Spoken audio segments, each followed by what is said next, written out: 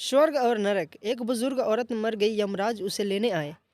औरत ने यमराज से पूछा, आप मुझे स्वर्ग ले जाएंगे या नरक? यमराज बोले, दोनों में से कहीं नहीं। तुमने इस जन्म में बहुत ही अच्छे कर्म किया है, इसलिए मैं तुम्हें सीधे प्रभु के धाम ले जा रहा हूँ। बुजुर्ग औरत खुश हो गई, बोली, धन्यवाद सर, मेरी आपसे एक विनती है। मैंने यहाँ धरती पर सबसे बहुत स्वर्ग नरक के बारे में सुना है। मैं एक बार इन दोनों जगहों को देखना चाहती हूँ। यमराज बोले, तुम्हारे कर्म अच्छे हैं, इसलिए तुम्हारी इच्छा पूरी करता हूँ। चलो हम स्वर्ग और नरक के रास्ते प्रभु के धाम चलेंगे। दोनों चल पड़े। सबसे पहले नरक आया। नरक में बुजुर्ग औरत ने जोर जोर से लोगों की आवाज़ सुनी। वहाँ नरक में सभी लोग दुबले पतले और बीमार दिखाई दे रहे थे। औरत ने एक आदमी से पूछा, यहाँ आप सब लोगों की ऐसी हालत क्यों है? आदमी बोला, तो और कैसी हालत होगी मरने के बाद? जब से यहाँ आए हैं हमने एक दिन भी खाना नहीं खाया है। भूख से हमारी आत्माएं तड़प रही हैं। बुजुर्ग की नज़र एक विशाल पतीले पर पड़ी, जो कि लोगों की कद से करीब 300 फीट ऊंचा होगा। उस पतीले के ऊपर एक विशाल चम्मच लटका हुआ था। उस पतीले में से बहुत ही शानदार खुशबू आ रही थी। बुजुर्ग औरत ने उस आदमी से पूछा, इस पतीले में क्या है? आदमी मायूस होकर बोला, बहुत स्वादिष्ट खीर से भरा रहता है। बुजुर्ग औरत ने हैरानी से पूछा, इसमें खीर है तो आप लोग भरपेट खीर खाते क्यों नहीं? भूख से क्यों तड़प रहे हैं अभी तक?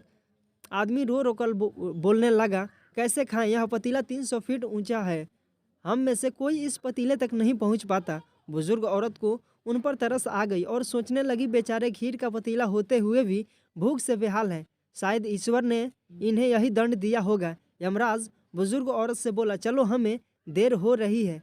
दोनों चल पड़े। कुछ दूर चलने पर स्वर्ग आया।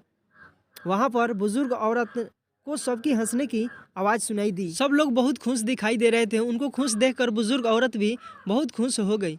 और वहाँ स्वर्ग से भी बुजुर्ग औरत की नज़र 300 फीट ऊंचे पतीले पर पड़ी। जैसे नरक में था, उसको ऊपर भी वैसा ही चम्मच लटका हुआ था। बुजुर्ग औरत ने वहाँ के लोगों से पूछा, इस पतीले में क्या है? स्वर्ग के लोग बोले, इसमें बहुत ही टेस्टी खीर है। बुजुर्ग औरत हैरान हो गई। उनसे बोली, पर यह 300 फीट ऊंचा है, आप लोग तो इस तक पहुँच ही नहीं पाते होंगे। आप लोग को खाना तो मिलता ही नहीं होगा, आप लोग भूख से बेहाल होंगे। पर मुझे तो आप सभी इतने खुश लग रहे हैं। स्वर्ग के लोग बोले, ऐसे कैसे? हम तो सभी लोग इस पतीले में से भर पेट खाते हैं। बूढ़ी औरत बोली, पर कैसे? पतीला तो ऊंचा है। लोग बोले, तो क्या हो गया, पतीला ऊंचा है तो यहाँ पर कितने सारे पेड़ हैं। ईश्वर ने यह पेड़ पौधे, नदी, झरने हम सब मनुष्य के लिए तो बनाया है। हमने इन पेड़ों की लकड़ी बनाई, उसको काटा, फिर लकड़ियों के टुकड़ों को जोड़कर एक विशाल सीढ़ी का निर्माण किया। उस लकड़ी की सीढ़ी के सहारे हम पतीले तक पहुंचते हैं और सब मिलकर खीर का आनंद लेते हैं। बुजुर्ग औरत यमराज के तरफ देखने लगी। यमराज मुस्कुराए और बोले, ईश्वर ने स्वर्ग और नरक मनुष्य के हाथों में सौंप रखा है। चाहे तो अपने लिए नरक बना ले, चाहे तो अपने लिए स्वर्ग।